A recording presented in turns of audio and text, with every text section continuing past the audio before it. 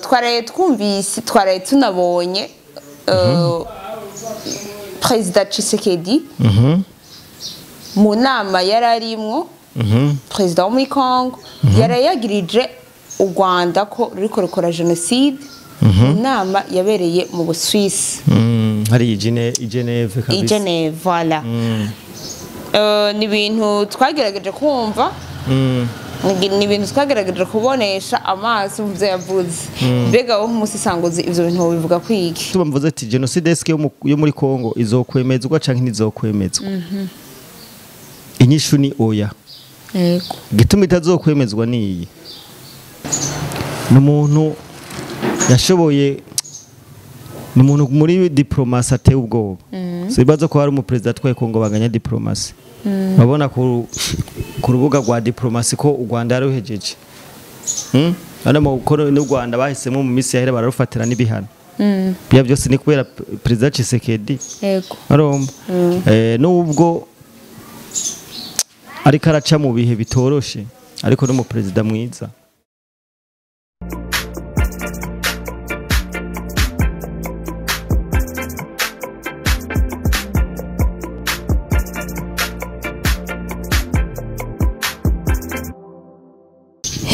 Hello guys, mumeze neza. So ni Link Arlene Alou comme d'habitude Miss Mofseri gwamenye umusumeno maso yinyana. So guys, murinze mutubona hano mubamuzi yuko tuje kubaha inkuru zose. So guys, turabaramukije gose cyambere na mbere twogera duhikaze umusisanguzi wacu Liam Promoter. So welcome uramutse abakunzi bawe wongera uramutsa twogera tuguha ikaze mu bwambi bwa Link Arlene Alou. Yes katubaramutse abantu bose badukurikirana abari mu Burundi hanze y'u Burundi bari mu makungu ndavuga Amerika, Canada, Australia, South Africa hose turabaramukije tunabagumbiriye mu izina rya Yesu Kristo nizere ko baguwe neza twe tumeze neza hama abatameze neza no kubandanya basenga Imana kumbure ejo bizogena neza na cyane ko Imana idushoboza buri kimwe na cyane twongera dusaba abantu bose ko runo rubuga rugiye kuza rurabaha amakuru menshi cyane agezweho y'ubuzima bw'igihugu tuvuze ubuzima bw'igihugu no kuvuga ubuzima mutegerezwa kumenya na cyane hari abantu bari hanze bakeneye kumenya iby'igihugu bimeze gute bipanze gute runo rubuga rwiyemeje kubashikiriza izo nkuru zose turafite imigambi myinshi yo kuza turashikira abantu mu ntara hagati tubavugisha mubona ibyo ariko bararangura ibyo ariko barakora iyo ni projet turiko turategura vuba bwango turayishira mu ngiro bagume rero bagira batuba hafi ubonye kino kiganiro dutera intego dusapotinga kubera ko ata support ihari my friend tuhitamo no kubiheba nuko rero so guys twongera tuvuga ati urakoze cyane ica kabiri reka kwanza tubaze twabamaze tubaze dukora akazi kacu dukora ivyunguka twabamaze badutumye ni babandi nyene ni UNASCOKI Union Nationale des Sociétés Coopératives Kibonobono bagiye hamwe kugira barime igitego cy'ikibonobono nabonye no muri commentaire umuntu avuga ati mbega umuntu yo kwinjira muri kibonobono gute kuba umunywanyi wa kibonobono no gutwara yo mutahe ego umutahe mbe haje nangaho mutahe ni 12000 12000 ego twara umutahe wawe 2012 ukacuba umwe mu bagize umuryango wa UNASCOKI ego so bisigura ko utegeza gutwara umutahe wawe ukacobera umutahe umunyamitahe nyene umwico gihe urumva ko projet yo kurima igitego cy'ikibonobono mu mamuyisangiye na UNASCOKI so reka rero mbanze tuvuga ati kaze mwese mwumvirize ikiganiro cyacu ko ejo n'umuriro kirazi tuma tugerageza tubaronderera so niko no bivuga tubaronderera nyabujya ko ubu turi muri cyo bita guerre médiatique murazi yuko rero murinze mutubona ngaha Jana Liam Promoter tuba tuje kubaha inkuru murazi yuko twama turi ku mwanya murazi yuko ibintu byose twebwe tubitangira ku mwanya iyo tutabitangiye ku mwanya ducerero gatoyi murazi yuko tuba turi mu bindi inkuru ntipfa inkuru yamara inkuru ntipfa ariko uyu munsi vraiment ntitwacerewe antuka rien promote twaraye twumvise twaraye tunabonye Perezida Tshisekedi mu nama yararimwo Perezida wo muri Congo yarayagirije u Rwanda ko ruriko rukora genocide inama yabereye mu Busuwisi hari Geneve kabisa Geneve voilà ni ibintu twagerageje kumva ni ibintu twagerageje kubonesha amaso mu byo yavuze mbega wowe nk'umusisanguzi ivyo bintu bivuga kwiki bo mu bisanzwe yari inama ya Human Rights Watch ni ikigo kijejwe agateka kazi na muntu so yari inama yari ikenewe ku gihugu cy'u Rwanda kuko yari yitabiriwe u Rwanda rwari rwaserukiwe na ambasaderi wago sinzi ko ari umupfasoni sinzi ko ari umugore Kongo naho hari hagiye Tshisekedi n'inyuma y'inama Patrick Muyaya yarashoboye kugira icyo ashikirije yari inama yariko bariga aho u Rwanda bagwagirije ihonyabwoko ruko rurakora muri Kongo ariko rwagerageje kuvyanka rurabihakana ariko kubihakana ntaco bitwaye kubera ko ntibari gushobora bavyemera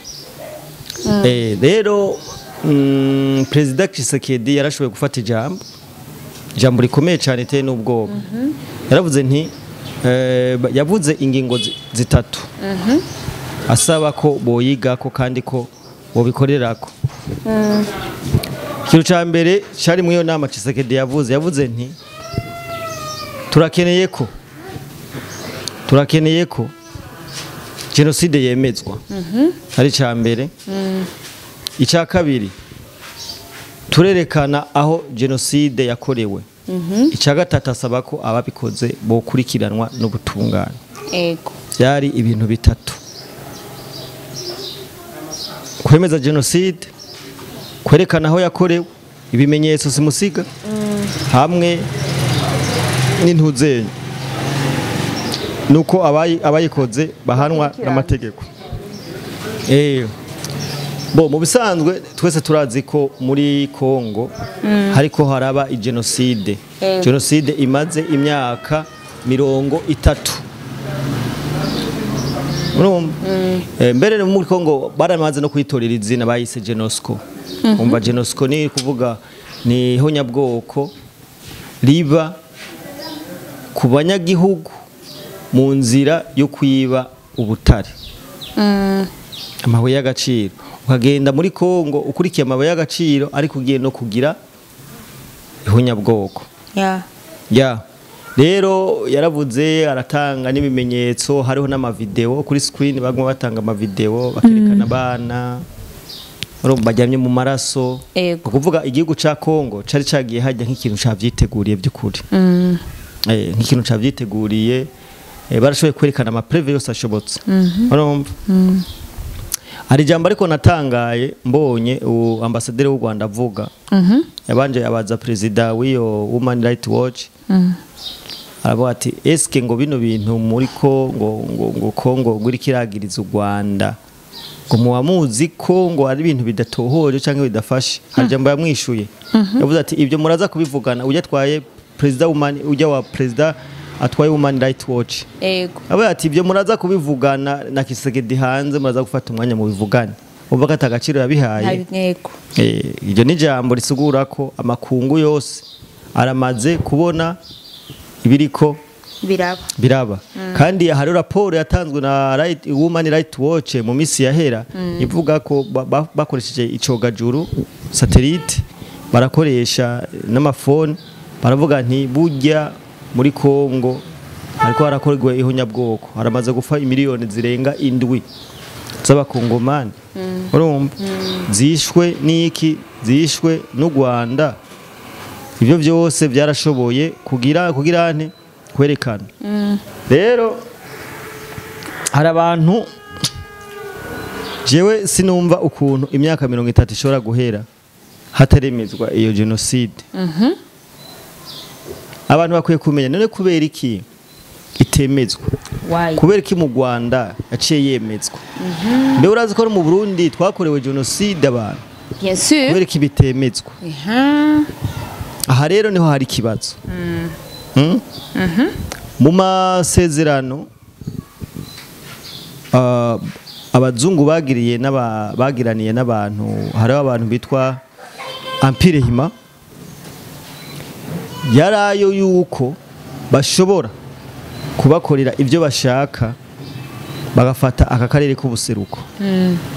Bamaze kugafata bagakora ku nyungu zabo, kugira ibyo babikreye bafata ubwoko la minority, baraza bakababwira ati mwebwe muri ubwoko buke muracinyijwe, reka tubaduze, sivyo? Kandi bara ubwoko busa nabo, sivyo? Ibyo rero harabaye amasezerano, igituma mvuze ati genocide yo muri Kongo izokwemezwa canke ntizokwemezwa. Inyishu ni oya. Igituma itazokwemezwa niyi, hari amasezerano abanye mu 1880 ingahe gabasha, nimara 50 na kangahe bagiraniye. N'amasezerano barafise ico nabo basavye, abo bavuga Hima barafise nabico basavye. Ikintu ca mbere basavye kwari ubudahangagwa, bwari ubudahangagwa, sivyo? Ati none mbega nitwabwa ubutegetsi bwacu nibwahera bizogenda hehe? Ikintu ca mbere babemereye barabuhaye ubudahangagwa. Nje gituma uzurabe umuntu wese akukurutse ni direct mu bihugu byabo. Abana babo biga hanze mu bihugu byabo. Rero ntibashobora kwemeza amakungu, ntashobora kwemeza iyo genocide, ntishobora kwemeza iyo genocide parce que irazi ko yoba ihonyuye amasezerano bagiraniye muri kahise. Yaho amasezerano kubarinda. Ndatanga akaroro ka hafi. Kubera iki uhora ubona ingene kuri airport Kanombe yo mu Rwanda, ukuntu bashobora kuzana umuntu bamuboshe bakurikiranwaho gukora genocide. Ibatse yana amasezerano bagiraniye, no kuvuga bonyene nibo bakwironderera. Bijya niko biri, no kuvuga nta genocide yo kwemezwa muri Kongo. Ibi birero Tshisekedi ariko asaba abantu bamutambira ku muvyimba. Urumva ntigikunda, we basaba ngo yemezwe, urumva kubera ngo barafise ivyemezo. Ushaka my friend, ushaka kugira ivyemezo vya gute, ntibabiha agaciro. Urumva ntibaha agaciro kubera ko hari amasezerano yabaye hagati yabo yo kubarinda. Urumva yo kubarinda, tanke ayo masezerano agihari, ihonyabwoko muri Kongo ntizopfa ryemejwe. Urumva? Kandi umuzungu n'umuntu wa mbere yubahiriza amasezerano. Umuzungu n'umuntu wa mbere yubahiriza amasezerano. Hakwiye rero kuba ukuntu haba kubera ikaramu yasinye n'isinyura. Hakwiye kuba uko kuntu bogira iki, bokura amasezerano, kubera ko nta muntu n'umwe atokwemeza ko muri Kongo ariko harabihonyabwoko. Myaka 30 abantu bicwa bangazwa bunyamaswa, bisigura ko habayeho ihonyabwoko. Rero nagomba mbwire abantu ko iki ari kibazo Kongo, kandi Kongo bariko abazungu bariko barababeshe. Urabona ko baheruka no kugirira idoha ibiganiro by'amahoro. None harayubona nta mahoro hari, ntayo. Urumva bijya nibiganiro byo gusamaza, ahubwo hakuboneka amahoro, ingorane ziguma zigwira. Bya nibiganiro byo gusamaza hajya wona tangara bamuciye mu ryahumye. Bamuciye mu ryahumye bavuga ati sha, kuko barabigize benshi, uzanye ibiganiro baguca mu ryahumye, ni direct. Liam Promoter ni hari akandi kabazo na ifise cyo dutera turangiza. Reka uri kuraraba nka President Tshisekedi yego kuneza ariko arakorera abakongomani canke kukwitanga ariko arabakorera kuko se abapresident bose ibintu baca bavyirukamwo ni bake afite umutima vraiment w'urukundo akunda igihugu ciwe akunda n'abanyagihugu biwe mbega wewe uri kuraraba abakongomani ubona baze mushimira gute yeah icambere umuntu abakongomani kwanza bakwiye gushimira Burundi harimo na president wacu bien sûr harimo na president wacu kubera ko ni ibintu bidasanzwe cyane ku bintu ariko arakora ariko kandi ku rundi ruhande abakongomani bazokwandika mu bitabo byabo by'amateka bayagiza president Tshisekedi cyane kuko urabona ibintu bitakoze mu butu ibintu bitakoze Kabira Pere bitakoze Kabira Fisi we wari karabikora urumva n'umuntu yashoboye n'umuntu muri diplomasi ateye ubwoba sibaza ko hari umupresident twaye Kongo baganya diplomasi babona ku rubuga rwa diplomasi ko u Rwanda yaruhejeje Ana mu gukora n'u Rwanda bahisemo mu misi yahera bararufatira n'ibihano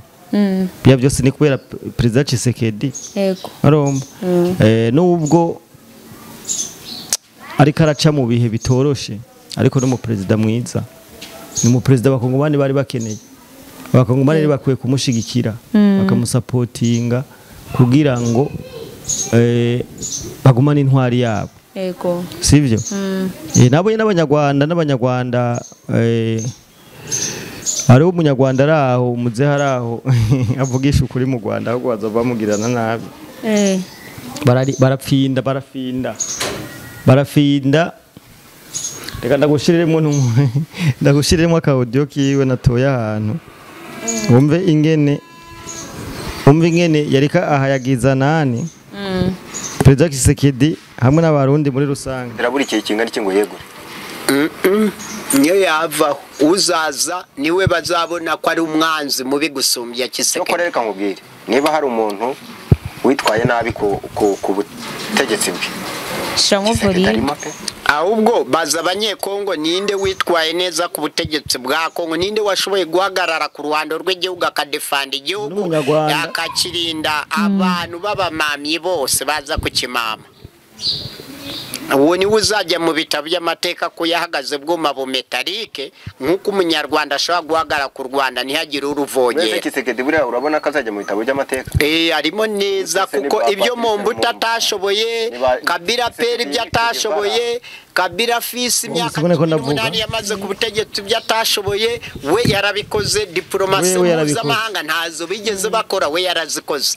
internal management yarabikoze conflict management ziri internal and external yarabikoze urumva Kisekura mwanzi niyo mpamvu yabonye iryo ranka Kisekura mwanzi kivudukana mwanzi Kisekura mwanzi urumva amazira muhaye Kisekura mwanzi kivudukana mwanzi sematama w'abakongomani Abanyekongo azaba mu bitabo by'amateka by'abanyekongo azaba kandi uriya ni uzarengera bariya bose ubona bagorofanga uriya zarengera abantu bose bagaragaye ko barengana ni uzabarenganura akandi azasiga sinye ko abarenganye n'aba bazarenganurwe muri ubu buryo uzamusimbura azaza byubahiriza ahubwo azahura nawe n'urukomeye cyane ahubwo azabe aryatize gusa ako se izi ntambaro zo muri Kongo ubona amahanga atazagira agafata Kongo nk'aba urumva amazina ya mwinshi arageze haravuga n'abarundi aravuga ko n'abarundi batajya bajya bakaravye urumva no kuvuga ibi byerekana ko hari abanyarwanda benshi bamaze kurambirwa kandi bamaze kubona ukuri bamaze kubona ukuri bazi neza bazi neza ukuri bazi neza ati mbega u Rwanda rwacu ruri hariya kubera iki hariya kubera amabuye y'agaciro mu bisanzwe niyo bakurikira nta n'iki yarashoboye kuvuga ngaha aravuga ati ebana aravuga ati bane twebwe turemera abarundi kuko abarundi nta muntu bavogera abarundi nta muntu waja guhurunganya ati umurundi umusotoye rimwe kabiri gatatu kane ya gatanu akubwira ati egerayo egerayo so nuko amateka azandikwa azandikwa vraiment bazovuga ati harabaye umupresident mu Rwanda yarameze ukuntu kurega bizokwandika ego amateka nta muntu ivyo bintu atovyibuka kandi amateka ntigera hera ya nuko amakuru y'uno munsi yarayo so Liam Promoter reka tugushimire cyane vraiment ikintu cy'ubusanguzi urumwe ku mubumbi toujours naba nawe kubwiye kuri number 1 hari abantu bihoreye impungu barenze batinya kuza kuvuga barenze ariko twababwira ofise ubunya turi muri periode yaho umuntu wese teza kuba ingwanye y'igihugu ego kubera ko leta yacu ntiyoguma igwana ingwano ziboneka n'izitaboneka natwe ngo turebesha amaso cyane ngombwa natwe tugira ico duterereye kubera ko bino bintu tuvuga ari abantu benshi bishikira nuko so reka tugushimire cyane rero urakoze cyane n'abandi bose mwamufise ikibazo canke ico mushaka kutubasangurira andika muri comment